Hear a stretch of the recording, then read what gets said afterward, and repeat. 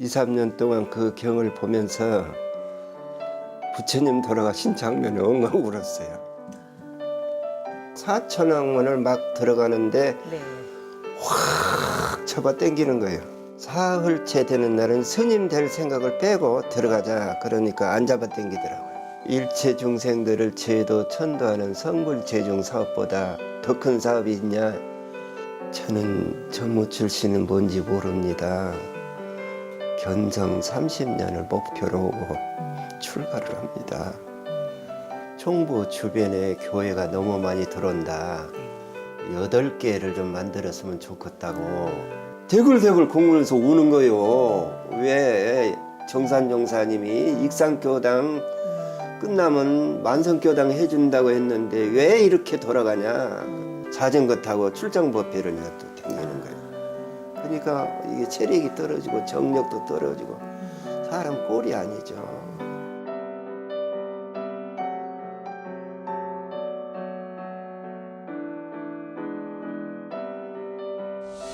권사님은 익산교당에 근무하시면서 대산종사님의 뜻을 받들어서 황등교당, 또 만성교당, 그리고 신용교당까지 이뤄내셨어요. 그 다음에 이제 원광대학교로 또 부임을 하시게 됐는데 원광대학교는 몇 년간 근무를 하셨나요? 그 신용교당에서 교당 내는 것은 저 혼자 한 것이 아니고 예. 근타원 박진호 총사님 모시고 예. 또 앙산 조중곡 법사님을 모시고 온 것이고 예, 예. 저는 밑에서 심부름한 것입니다. 그리고 원광대학에서는 7년인가 근무를 했는데 예. 들어갈 때는 용산 송천은 총장님께서 용산 송천은 교수님께서 도서관장으로 있을 때 불러드린 거예요. 그러다가 이렇게 여러 군데 돌아다니면서 마지막에는 교무 취임을 했는데 숭사님께서 교직원 법회를 보시면 이 설교자가 설교한 뒤에 보설을 딱 5분간 하셔요. 저는 그 숭사님이 대종사님 큰아드님이라는 이미지도 있지만 나는 꼭 대종사님 같이 모시고 참 의지하고 살았거든요. 그러셨군요. 근데 우리 때까지 대종경 강의를 하고 그만 우리 때까지 대종경 강의를 받았어요. 학창 시절에요. 예, 그리고 그 뒤로는 안 하셨어요. 아쉽게 됐죠. 그랬는데 교직원 법회 때에 이 보설을 하시면은 제가 녹음을 한 거죠. 녹음을. 그렇게 이제 그 숭산 총장님을 가까이서 또 전무 출신으로서 또 모시게 된 거잖아요. 가까이서 어른님들을 이렇게 이제 뵐 기회도 많았겠지만, 근데 숭사님은 특별히 또 더 모시면서 그 많은 또 가르침이 있으셨을 것 같아요. 네. 그 가르침이 참 많았는데 이 법문을 하시면 아주 명쾌하게 간결하게 아주 명쾌하고 간결하게 하셔요. 그리고 그 중에 이제 대종경 교의품 1장에서 이렇게 4장 5장 이렇게 불교와 원불교 관계, 불교와 서가모니 부처님과 일원상과의 관계 이런 문답의 장본인이 그 숭사님이세요. 당신이 그 얘기를 일본에 이제 유학을 하시면서 배를 타고 오시면서 의심이 드는 거예요. 일원상과 서가모니 불과의 관계는 어떤가 이렇게 여러 가지 의심 들은 것을 대종사님한테 여쭈은 것이 지금 대종경 교의품 앞장에 다 나와 있는 거예요. 우리 교리의 핵심이에요. 그 중에 하나가 이 서가모니 부처님과 일원상과의 관계는 어떠하나이까 그게 있어요. 뭐라고 하시냐면 서가모니 부처님은 그 진리를 깨친 스승이지 진리는 아니요. 그 어른이 깨치신 진리가 우주의 진리고 그것을 일원상이라고 한 것이요.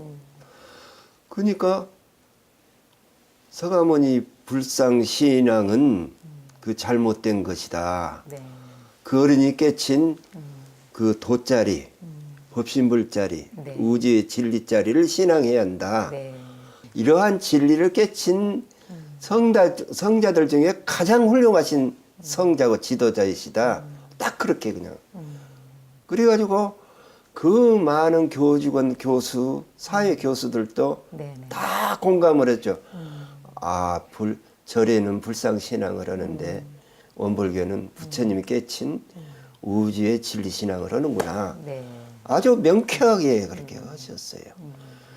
그 양반이 돌아가실 때 나는 저 정관평 농사 짓고 있을 때인데요. 야, 세멘 도로가 그 성지로 세멘 도로가 처음 낮았어요. 예, 예. 백수로 가는 국도는 안 낮았는데 성지 도로가 낮았어요. 그걸 구경하러 오셨어요. 구경하러 오셨는데 그 도로가 굳어지지 않으니까 선진포 쪽으로 돌아오셨어요. 그래서 우리가 이제 망고 1월 그 대각지에 가서 천 일행들이 가서 마중을 하고 인사를 올리는데 네. 저 남주를 가리킨 거예요. 저 사람은 다 교무들이 원광대학교 들어오려고 하는데 저 사람은 원광대학교를 놓고 나와서 이렇게 농사를 짓는다. 참 별난 사람이다. 그렇게 하시고 가서 열흘 만에 돌아가셨어요. 보름 만에 돌아가셨어요. 근데 발인식 마치고 내가 저녁에 오니까 네. 잠을 자는데 승사님이 깨끗한 도복을 입으시고 아주 젊은 모습으로 원광대학교 식당에 딱 나타나셔가지고 초상 치르느라고 했었다. 초상 치르느라고 했었다. 딱 그러시더라고요. 그러자 그 아들이, 승사님 아들이 거기까지 와서 내 방에 자면서 그렇게 성가 한 구절씩 부르고 울었어. 그래가지고 원광대학교에서 나하고는 도저히 체질이 안 맞아서 이 스님 기질 비슷한 사람은 그런 행정을 못해요. 그래가지고 거기서 나오는데 송사님이 결제를 안 해요. 한 달간이나 안 해요. 그래, 근데 더구나 나를 인사주임으로 갖다가 발령을 내니 내가 어떻게 살아요. 그래서 뿌리치고 그냥 나왔죠. 그래가지고 수의단 사무처에 근무를 하는데 수의단 사무처에 근무하는데 수의단회를 하면은 종법사님은 법문만 하고 나가셔요. 네. 그리고 모든 진행을 숭산 총장님이 하셔요. 네. 네. 모든 결제도 당신. 네. 그러니까 원광대학교에서도 숭사님, 총부에 와서도 숭사님 네. 밑에 그렇게 살았어요. 그 숭사님에 대해서는 아마 책을 한 권 써도 쓸 거예요. 원사님께서 그 원광대학교 이후에 수의단의 사무처를 거쳐서 영산 선원에 부임을 하셨는데요. 그 근원성지잖아요. 영산은 굉장히 그 의미가 있고 소중한 교도들이 이제 다 우러르는 그런 장소이긴 한데 이제 영산 선원은 굉장히 척박한 또 곳이기도 했고 그랬는데 이제 부임하셨을 당시에 영산 선원에서 어떤 역할을 하셨는지 그 이야기를 좀 해주시죠. 이제 영산 선원을 원래 대산 종법사님께서 네. 제가 대학 4학년 때 밤에 한바다 가서 지압을 해드렸어요. 손하고 발하고 몸은 전문가가 교문은 영산을 거치한다. 영산 성지를 거치한다. 자꾸 말씀하셔요. 그래가지고 내 영산을 가야지 하고 있는데 주타원님께서 2차례 나오셨어요. 나하고 가서 살자. 그랬는데 보안이 그때 교무가 1,500~600명이 되는 중에 정관평을 가서 농사 짓겠다고 온 사람이 한 사람도 없으니까 나한테 온 거요. 근데 은사님인데 그래서 이제 언급교회에 갔죠. 가가지고 보니까 원광대학교 종합대학교 교무처 핵심 주임으로 있던 사람이 거기 가니까 농사일을 맡기더라고요. 이게 좋은 자리는 다른 교무들이 다 잘 맡아서 하시고 농사 짓는데 너무너무 힘들고 그 인부들이 그때는 이게 우리 선진님들은 그 정관평을 전부 손으로 심은 거예요. 예. 그리고 그 풀을 다 베고 낫으로 다 베고 그런데 우리는 이제 기계가 약간 들어왔어요. 옷 심는 기계하고 나락 베는 게. 그래도 사람 손이 필요해요. 근데 거의 하시는 일이 정관평 농사 짓는 일이었나요? 그렇죠. 그냥 강의도 좀 했지만은 특히 시커먼가 네. 총부를 총회 때 한 번을 못 와봤어요. 시커매가지고. 시커멓기도 하지만은 일이 많아서도 못 가셨지 않으셨어요? 겨울인데 뭐지. 아, 겨울에요? 사람들이 농부가 다 됐다고 놀랬었고 훈련원에 들어가면은 너나 나나 다 농부 티가 난다고 그러고 그래. 근데 농사는 원래 안 지어 보셨었잖아요. 전혀 경험이 없는 일이셨을 텐데. 그래도 남원에서 그거 봤죠. 네. 아, 옆에서 봤죠. 쉬운 일은 아니셨을 것 같아요. 농사 짓는 일이. 그러니까 이제 하도 손이 딸리니까 트랙터를 보온강 뚝을 예. 몰고 예. 아, 그때도 가- 트랙터 같은 게 있었나 봐요. 그렇군요. 네. 또 이렇게 보온강 가도 트랙터하고 나하고 같이 궁궐어서 밑에 아이고. 저 밑에 세상에. 그래도 안 죽어요. 희한하게 안 죽고 이렇게 살았어. 그래서 트랙터가 얼마나 무거운 중기인데 이 승용차하고는 비교가 안 돼요. 그래도 안 죽고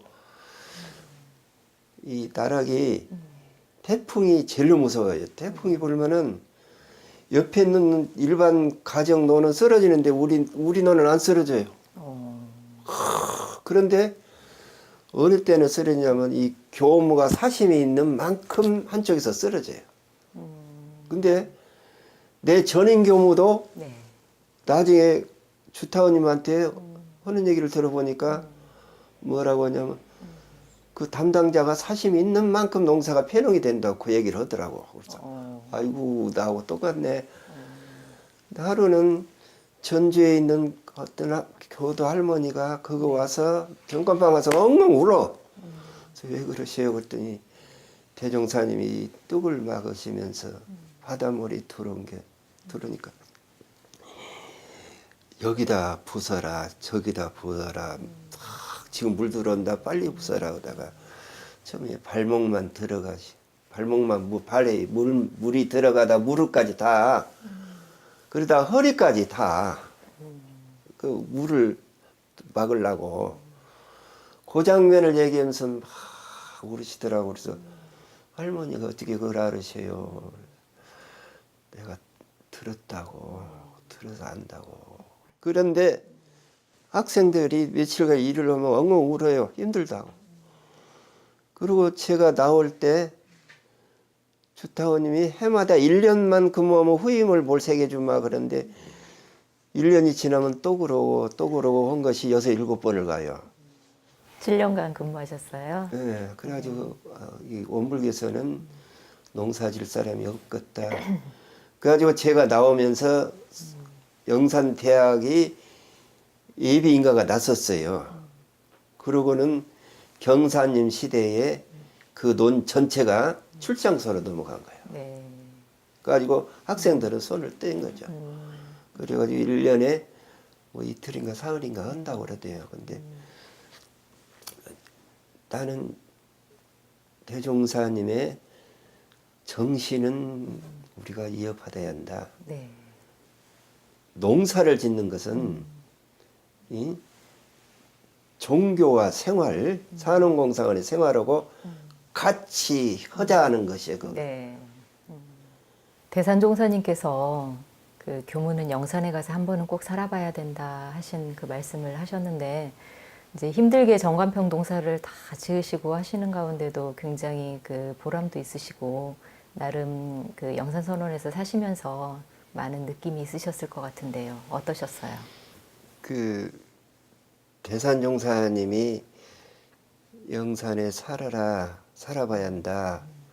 이 대산종목사님도 대산종사님도 제2 정관평 막을 때 그 현장 감독을 하셨거든요. 예. 근데 영산을 들어가 보면 벌써 기운이 틀려요. 기운이 네. 이렇게 사심이 떨어져요.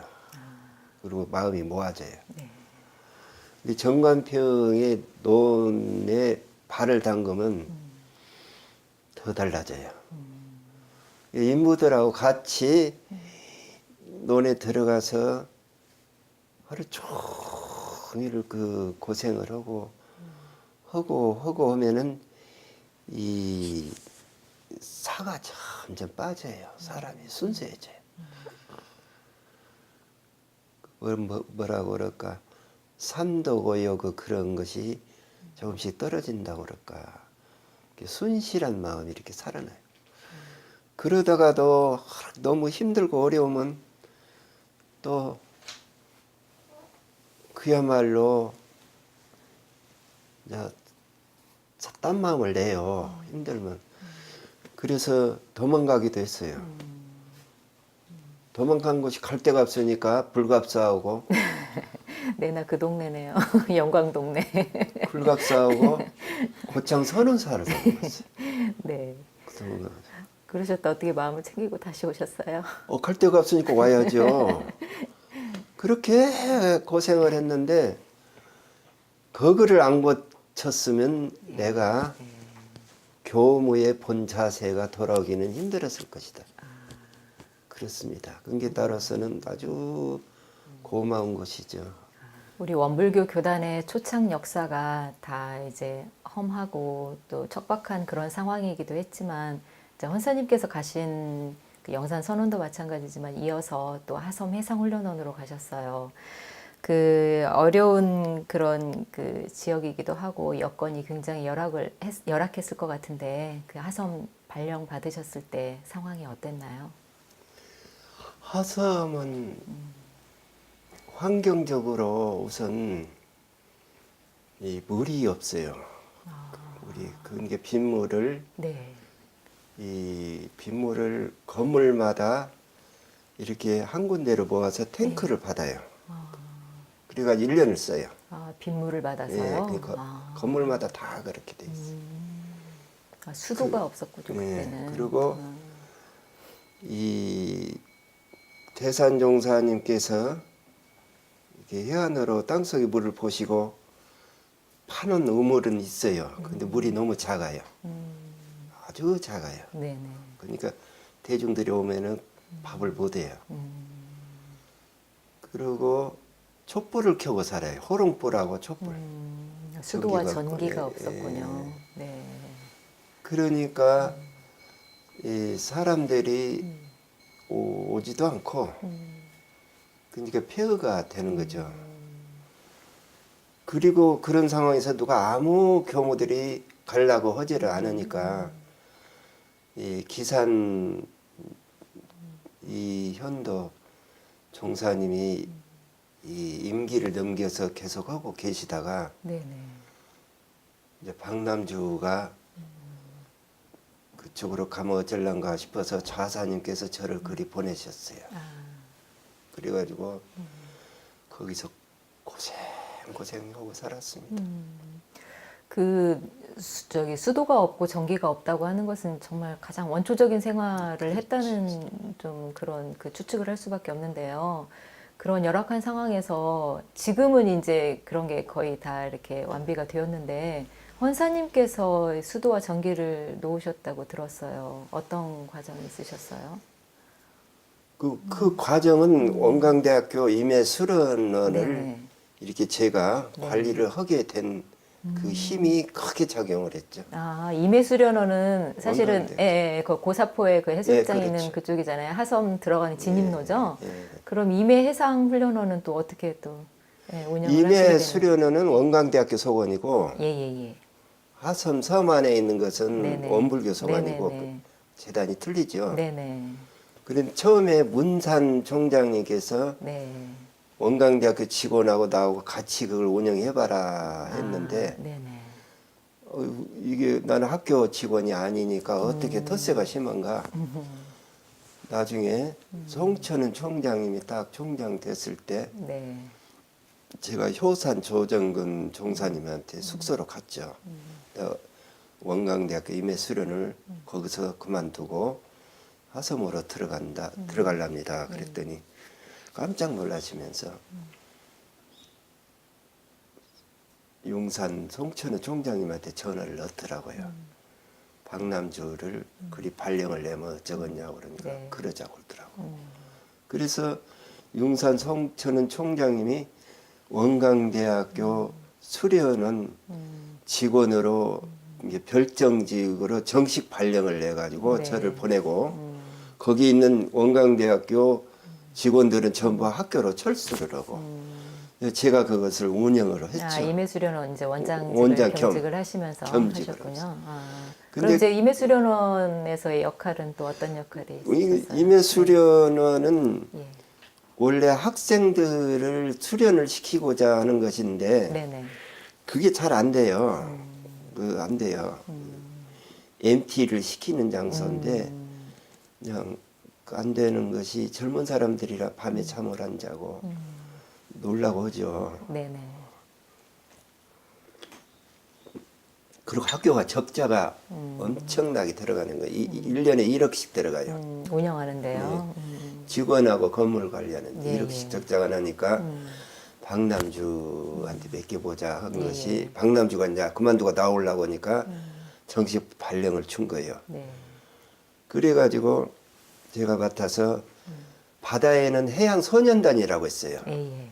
빨간 조끼 입혀서 바다에 나가지고 훈련을 시켜 여름방학에. 네네. 그 전북 해양소년단 서울연맹하고 전북연맹을 제가 손을 잡아가지고 예, 예. 처음에는 2, 3천 명 오더만 나중에는 7, 8천 명까지 그냥 한 달 내에 풀로 와요. 풀로. 그래가지고 원광대학교 이미지가 서울에 그냥 초, 중, 고가 다 오니까 엄청나게. 그래가지고 학교에서는 단 1,000원 한 장 안 보태고 내가 지원 없이 이제 자체 지원 운영이 없이 그렇게 하기로 했고 네네네. 그렇게 하기로 했고 월급도 없이 네. 근데 그래, 활성화를 시키신 거네요. 예, 그 활성화 네. 시켜가지고 네네네. 이게 이제 저력이 쌓이잖아요. 예. 그러니까 수도공사 넘겨다 보고 전기공사 넘겨다 보는데 네네. 제가 경상도 통영까지 그 바다 밑으로 케이블선 놓은 것 섬으로 오는 것 전부 연지 답사하고 부안군청에 있는 남원 향후회를 결성해가지고 네. 모든 경비를 다 대면서 형이야 동생이야 만들어 놓고 나중에는 이게 수도를 놀라는데 물이 어디서 나올 데가 없다. 그렇죠. 예. 그러니까 이 바다의 수도 공사는 광주에 있는 모 교모 동생이 수도업자예요. 아. 그 사람이 자기가 책임질 것 같다고 네네. 하더라고. 예. 그런데 물이 없잖아요. 예, 예. 저는. 근데 변산 해수욕장까지 해수욕장까지만 여름에 한철만 들어와요. 근데 거기서 고사포 원광대학교 수련으로 하섬으로 들어오기까지 문제가 되니까 부안군청에 남은 사람이란 건 다 모아가지고 다 연구해도 부안에서는 해결이 못 된 게 도지사한테 가라고 하더라고. 신용교당 교도님을 대동해가지고 그 도지사실을 갔죠. 근데 회의를 마치고 다음 회의 들어가는 순간에 딱 우리를 만난 거예요. 근데 그 같이 들어간 사람이 그 양반 국회의원 나왔을 때 선거 참모였는데 4번을 왔는데 한 번을 못 만났대요. 시간이 안 맞아가지고. 네. 근데 그날에 딱 맞아쳐가지고. 네네. 어찌 왔냐고 그래서 수돗물 때문에 왔다고 하면서 도면 그려진 것을 딱 그러면서 알았다고 놓고 가라고 그랬더니 일주일도 안 돼가지고 변산에서부터 포크레인 공사가 땅을 파기 시작하더라고요. 네. 원광대학교 고사포. 네네. 고사포 앞에까지 딱 파가지고 수도를 이제 다 묻어놓고 고사포에서 교포 가는 국도까지는 왔는데 네. 수련원까지가 그 공사비가 500만 원이래요. 근데 내가 저 조남조 도지사한테 써내기를 그 공사는 우리가 하겠습니다. 아 그랬더니 부안군청 도시과 직원이 그 서류를 내놓고는 네. 여기는 당신이 한다고 했으니까 돈 내놔라. 아 그래가지고 동네 그 고사포 숲속에 사는 동네 이장이 있어요. 예, 예. 젊은 사람인데 내가 물을 여기까지 끌어오는데 네가 어떻게 연구해봐라. 그랬더니 하이트 맥주 회사를 스폰을 받았어요. 그 들어오는 모든 돈을 예, 예. 거기서 공사비를 지원을 부담하고 받는 걸로. 바리케이트를 치고는 여름 해수욕장에 예. 이 이장에 그 들어오는 모든 가게에다가 호스를 주고 수돗물을 줘요. 그 대신 하이트 맥주 회사 외에는 못 쓴다. 근데 옆 마을 그 원대 수련원 입구에다가 도로에다 딱 막아놓고 사람을 세워놓고 하이트 맥주 외에는 들어들 못했어요. 그래 3년 동안 그렇게 동네에서 공사를 해주고 나는 그렇게 연결해놓고 물은 원광대학교 수련원에다 물을 넣고 하섬에다 넣으니까 원대 수련원의 손님이 폭발적으로 물이 있으니까 아주 세형 쏟는다니까 뭐가 막 그래가지고 크게 덕을 받고 하섬도 물이 들어가니까 사람들이 그렇게 많이 오기 시작하고 네. 근데 거기 이제 섬이잖아요. 네. 그 공사를 하려면 거기가 이게 바닷길이 열리는 그렇죠. 또 그때를 봐서 또 해야 되겠어요? 1년 중에 가장 많이 열리는 때가 겨울이에요. 아, 가장 많이 열리는 시간을 네네. 딱 봐가지고 예, 예. 그러니까 강주에서 수도관이 직접 오죠. 와가지고 집더미 몇 채만큼 쌓이니까 동네 사람들이 다 와서 구경하죠. 이렇게 바닷물이 열리면 포크레인 이제 이렇게 들어가요 같이 그래가지고 네. 파요. 네. 하다가 이렇게 묻었다가 바닷물이 들어오면 전부 철수 도망 나와요. 그래야 되겠네요. 도망 나와요. 그래가지고 어렵게 하섬 안에까지 들어가가지고 물탱크 넣고 수돗물에 딱 들어가니까 이거는 뭐 말할 수 없는 그냥 극락세계가 된 거지. 수돗물이 들어가 버리니까. 예. 그래서 이제 옆에다가 전기를 시작을 했죠. 근데 전기는 그 만만치 않아요. 허가도 쉽게 안 내주고. 한국 땅에서 바다에다 까는 케이블선은 봤어도 물이 빠진 데다가 파고 묻는 것은 처음이다 이거요. 그러니까 LG전선에서 그런 것은 처음이라고 설계를 새로 내야 한다고. 근데 LG전선에 근무하던 분이 원광대학교 공과대학 교수로 왔어요. 아, 그래요. 그 케이블선 전문 연구가. 네네. 그분이 모든 걸 지휘를 했어요. 설계 내는 팀, 네. 케이블 역시 제품 생산하는 팀, 그다음에 배관하는 팀, 전부 해가지고 그분이 나중에 학교에서 큰 공로상 받았죠. 그 나는 이제 돈이 예산이 몇 억이 들은다 그걸 보라고 그러더라고. 그래가지고 지금 돈으로 말하자면 5억도 넘었을 거요. 근데 원불교 전체를 돌아다니면서 교도들이 물하고 불이라고 오면은 다 마음을 내요. 네. 희한하게. 네네. 그래가지고 교당에 한번 갔다 오면 통장으로 막 들어와요. 통장이 안 들어오면 같이 살던 정인주 교무가 나보고 또 나가라고 막 밀어내요. 그래가지고 매덕을 만들어서 수도를 넣고 전기를 넣는데 전기 넣을 때가 가장 힘들었죠. 물이 들어온다는 것을 하나로 의식하네요, 업자들이. 얼마나 무서운지를 몰라요. 그러다가 그냥 큰일 들어오면 나죠. 이렇게 길게 빠진 건 들어올 때 힘을 받아가지고 막 파도 쳐가지고 들어와요. 아주 못 써요. 여름에 그냥 여름에 빠진 거 들어오는 건 뭐 문제다 이거. 그래가지고 그냥 세상에 그 아까운 케이블선을 바닷물에다 놓고 그냥 빠져나오고 또 들어가서 찾아가지고 또 파고 또 새로 파고 그래가지고 전기를 넣고 수도를 넣으니까 효산 조정근 교정원장님이 언론님들을 남자 언론님들을 막 버스에다 태워가지고 와서 축하한다고. 그 이제 전기공사하고 그 수도공사하는데 몇 년이나 걸리셨어요? 그 준비하는데 3년 걸렸죠. 준비하는데. 근데 공사는 예. 그때 물 빠질 때 예. 며칠간에 끝내야 하니까. 그래가지고 하섬 안에 전부 전기 시설을 하고 수도와 전기공사 한꺼번에 들어간 거예요? 아니 따로 했죠. 수도는 왜냐하면 땅 속에 바위 덩어리가 있는가 없는가 그걸 보려고 수도를 먼저 파봤죠. 근데 이 바위가 안 나오더라고. 그래가지고 전기를 옆에다가 또 넣었죠. 그래가지고 케이블선을 2개를 넣었는데 AB선을 하나 넣어야 나중에 고장 날까 싶어서. 그래가지고 넣고 놨는데 같이 살던 가타원 임여준 교무가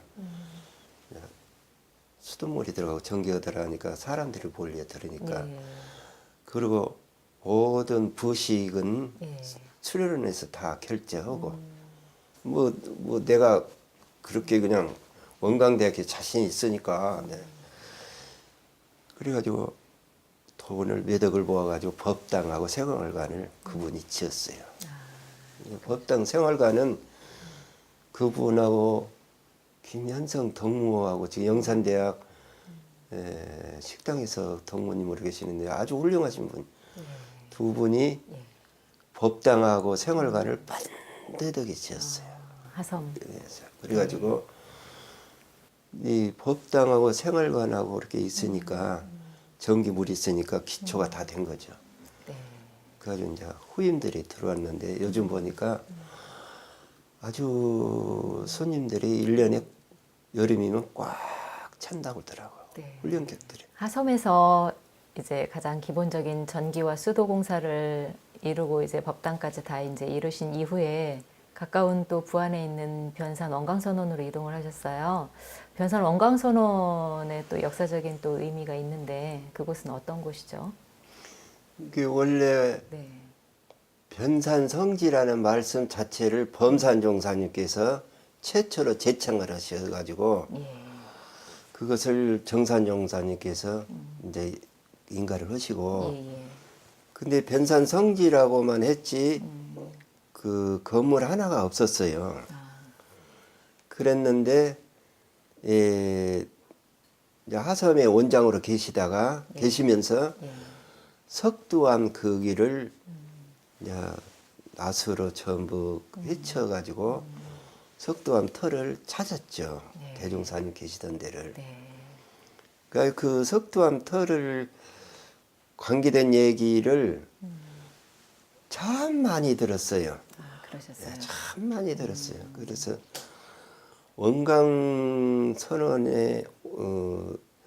변산 성지에 순례객들이 온다면 범사님한테 들은 얘기대로 내가 했으면 좋겠는데 언제 기회가 있을란가 몰라요. 그걸 녹화해야 해요. 그거는 진짜. 그래서 거기다가 비를 세우시고 이제 털을 닦아서 그랬는데 관리하는 집이 없잖아요. 그래서 원광선원을 그 관리하게 되셨고 원광선원을 관리하시면서 석두암 그 성지를 관리하는데 제가 이제 들어가는 것이죠. 신육교당은 원래 이제 그 익산교당에서 또 부교무 시절에 그렇죠. 창립주로서 교당을 새로 낸 곳이기도 한데 다시 또 신육교당을 또 가시게 됐어요. 그때 가셨을 때 또 감회가 또 남달랐을 것 같은데요. 전부 내 손때가 묻은 그 시기 창립터라. 근데 제가 가니까 이신정 교무가 교당을 반듯하게 지어서 교도들까지 이렇게 관리를 해가지고 저한테 이제 물려줬는데 거기서 교무들도 많이 나왔어요. 아, 그래요? 출가자가 예. 배출이 그리고 됐나요? 예. 총부 울타리 역할을 잘했고 예. 그래가지고 거기 있으면서 토요일 날로 법회를 보고 일요일 날은 내가 활동할 수 있는 시간을 교도들이 양해를 해주셨어요. 그래가지고 전국을 댕겼죠. 그러려고 신용교당을 간 거고. 그래가지고 어느 행가는 서울, 부산은 뭐 고사하고 강원도, 제주도까지 뛴 것이 1년에 이렇게 쫙 이렇게 A4 용지로 해가지고 우리 교무들이 보는 홈페이지에도 그것이 떴어요. 그것이 그때만 해도 어떻게 그렇게 전국적으로 돌아다녔는가. 근데 교무들은 자랑을 하지 말라고 해서 내가 안 하는데 자랑하라고 하면 한참 해야 하는데 그 신용교당에서 6년간 계셨잖아요. 6년 있으면서 전국을 네. 또 댕겼어요. 네네. 그런데 이제 6년간 계시면서 교당에서 또 재밌는 일, 교도님들과 공부하며 또 교화하신 또 재미난 이야기가 있으실 것 같아요. 그것은 네. 특별히 없고 교도들이 아주 나한테 그냥 법회를 참 재밌게 잘 보고 천도제에 아주 지극정성이다. 그 아주 인상이 있어요. 그 천도제가 들어오면 이렇게 7번을 해 주잖아요. 예, 예. 근데 우리는 49일 동안 내내 그 할머니 교도들하고 아침 9시에 천도제를 하루도 안 빼주고 해주고 49일 동안요? 예. 네. 그것은 내가 그래도 천도제에 대한 의식이 좀 강해서 그랬어요. 이 수요일 날 천도제면 가족들이 다 나와서 천도제 모시고 네. 평일에는 그렇게 하고 법회 때는 교도들하고 같이 또 천도제를 이게 큰 천도제가 2번을 해주고 평일에는 40글 동안 천도 주간을 해주는 게 올리는 거. 소문이 나가지고 총부 수도원의 어른들 인척간에 네. 이 천도제가 생기면 고리 이제 모시고 와요. 네. 그래가지고 2번, 3번, 4번까지도 이게 겹쳐요. 그러면 다 해드려요. 그러니까 2패가 4개지, 평일에는. 그리고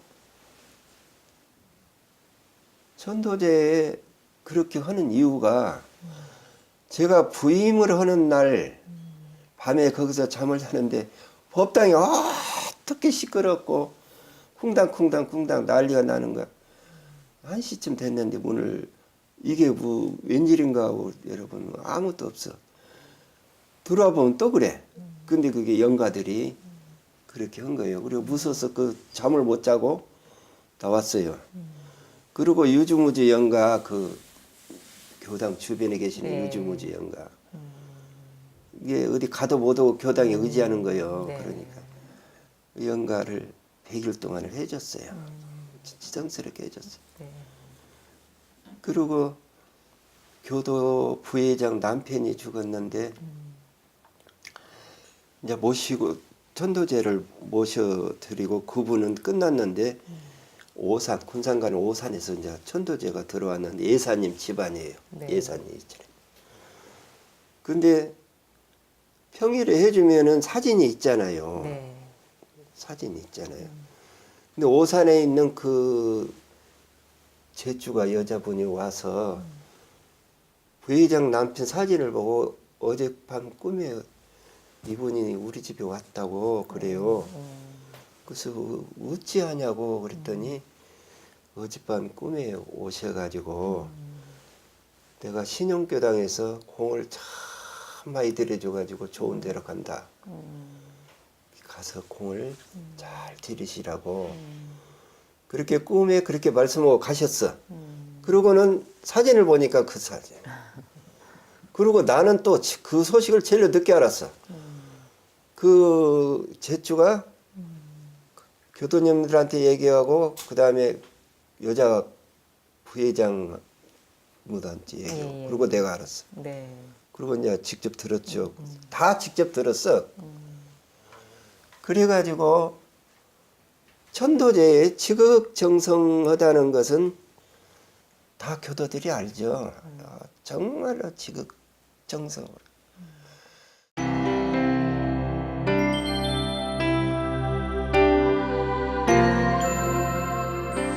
네, 삶과 추억 W 이번에는 헌사님께서 평상시 소중히 받들고 계신 법문에 대해서 이야기 나눠보는 시간 갖도록 하겠습니다.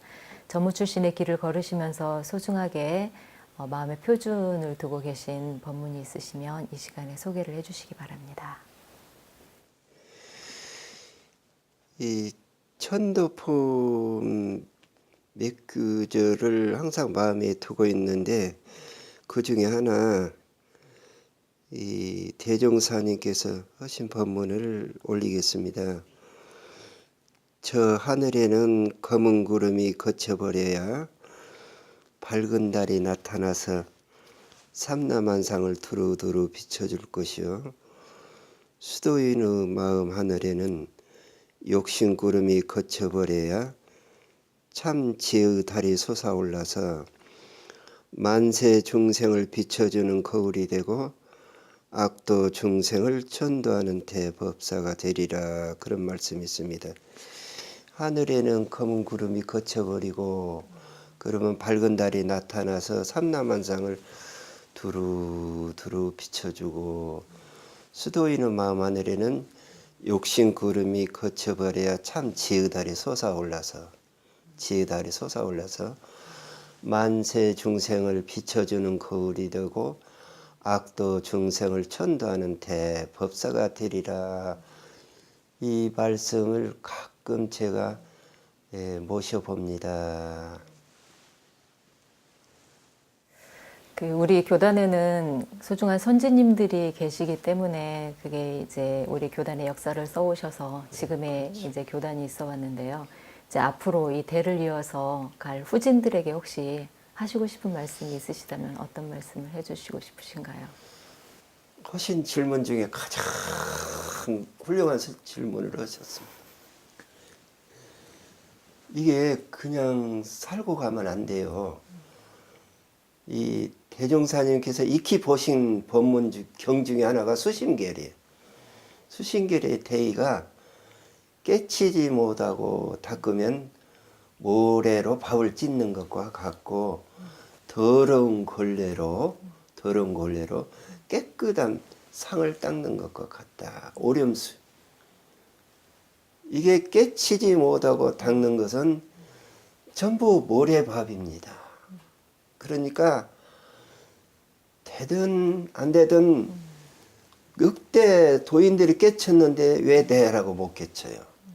그러니까 성리에 관심을 갖는데 기도를 간절하게 하면 성리를 깨칠 수 있는 길로 내가 인도가 돼요. 그리고 그 방법이 내한테 와지고 간절한 기도와 서원이 같이 곁들여지면은 성리를 깨쳐서 마음을 찾았으니까 마음의 소를 이제 찾았으니까 이걸 키우고 바르게 길들이면 성불이요. 성리를 깨쳐야 이 법신불의 세계를 봐야 이 화신불 사은의 세계와 부처인지를 알아요. 이 성리를 깨쳐야 신앙의 대상이 드러나고 성리를 깨쳐야 마음의 참 불성을 찾아서 그때부터 닦는 거예요. 정말로 그렇게 닦아야 성불이지. 성리를 깨치지도 못하고 성리를 깨친 자라야 항마에 올라간다고 분명히 그러셨는데 성리를 안 깨치고 항마에 올라가면 그 모양새가 좋겠냐고요. 예? 본인도 떳떳하지 못하고 절대 성리에 관심을 가져야 하는데 그건 나이가 들면 안 돼요. 이렇게 초반심 때 그러면 늙은 사람은 어떻게 해야 하냐? 이미 성리에 들어가기는 어려워요. 이제 내생 서원을 세워요. 다음 생애부터 영생 거래 동안 나는 대종사님 불법을 닦는데 성리부터 깨치리라. 성리를 깨쳐서 참말로 이 불성을 닦는 천도인이 되었다. 그렇게 서원을 세우는 거예요. 원을 늙으면. 늙어서 성리 공부한다는 건 그건 말도 안 돼요. 원을 세워요. 원을. 밤마다 나가서 걸음 세세생생 성리를 깨칠 수 있는 발언을 세우는 불자가 되고 성리를 깨칠 수 있는 화두를 모시고 살게 하고 성리를 깨치는 그 화두에 사량 분별 없는 관조로 하라고 그랬으니까 관조 의심산매 그래가지고 신분이성으로 그 의심산매를 키워 의단을 키워 그러면 대원 적정 의심산매에 들어 결국은 대원 견성 탁 뚫고 들어가고 그 다음에 깨친 뒤에는 양성 솔성 그러면 불보살이 되는 것입니다. 네, 감사합니다.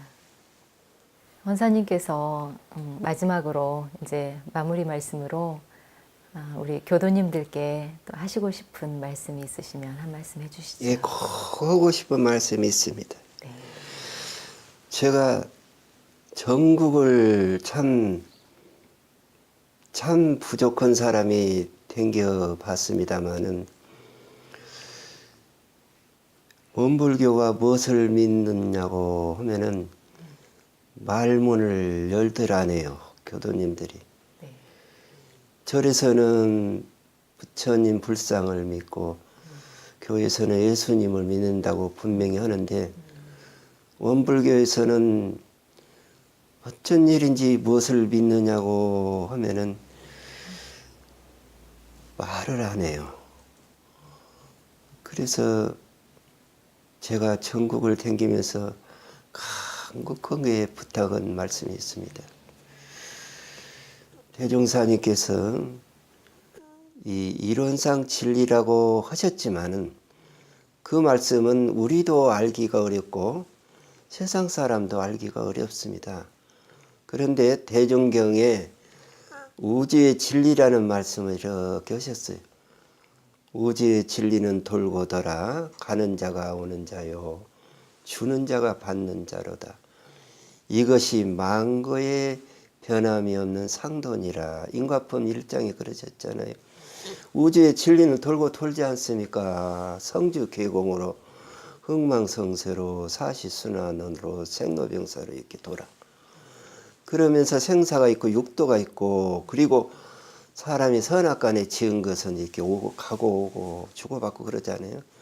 그러니까 진리를 이론상 진리라고 하는 것만 아니고 우주의 진리라고 했어요. 그러니까 또 불지품 12장에는 우주의 진리를 깨쳐서 인간의 육군 동작에다 둘러세워 활용하는 사람이 부처고 성현이고 천인이다. 또 정산종사님께서는 너희들이 기도할 때는 어디다 하느냐? 우주의 진리천에 기도하고 심거를 올려라. 우주의 진리와 나하고 하나가 되라. 이렇게 해서 우주의 진리 하셨건만은 어떻게 해서 원불교에서는 부처님이 깨치신 진리가 우주의 진리고 우주의 진리를 믿는다고 하면 되는데 왜 그렇게 자신이 없는가? 그리고 우주의 진리신 법신물 사은이셔. 그렇게 모시면 om성감성 기도할 때 실감이 나요. 실감이 나요. 그 우주의 진리를 또 하나의 부처님 태어나기 전부터 있었던 우주의 진리를 성현들마다 각자 표현을 다르게 한 거예요. 어떤 분은 법신불이라고 그러고 어떤 분은 도라고 그러고 어떤 분은 자연이라고 그러고 어떤 분은 하느님이라고 어떤 분은 하늘천자 천이라고 그러고 근데 원불교에서는 우주의 진리를 갖다가 이론상 진리라고 하신 거예요. 말과 글은 틀려도 절대 우주의 진리를 시대와 지역에 따라서 성인들의 표현은 달리겠지만은 절대 우주의 진리예요. 원불교에서도 당당하게 부처님이 깨치시고 성인들이 깨치신 우주의 진리를 믿습니다. 그렇게 당당한 교도가 있었으면 좋겠습니다. 우주의 진리인 법신불사은을 모시고 기도 신고 생활하면은 틀림없는 신앙의 보람을 느낄 것입니다. 오늘 삶과 추억 W에서는 일생 그 여러 교화 현장 속에서 어려운 여건과 또 척박한 교화 환경 속에서도 성리를 표준으로 그 현장을 살려내고 또 그런 사명감으로 일생을 봉직을 하시며 전무출신의 길을 걸어오신 헌산 박남주 원로교무님을 모셨습니다. 수도인은 욕심 구름이 벗어야 참 도인이 될 수 있다고 그 법문을 인거하시며 말씀하신 그 말씀이 생각이 납니다. 오늘 헌사님께서 구구절절 해주신 소중한 그 법문을 받들어 후진들에게 앞으로 더욱더 성리에 기반을 두고 기도와 또 수행 정진에 또 노력을 통해서 대종사님의 참 제자가 되기를 이렇게 당부하신 소중한 말씀을 받들었습니다. 우리 원불교 교단이 대종사님께서 읽어오신 그런 소중한 일원대도의 이 교법을 실천하며 이 교단을 함께 발전시켜 나갈 수 있는 모두 대종사님의 큰 제자가 될 수 있기를 염원을 하면서 오늘 소중한 말씀 해주신 헌산 박남주 원로교무님 함께 해주셔서 감사합니다.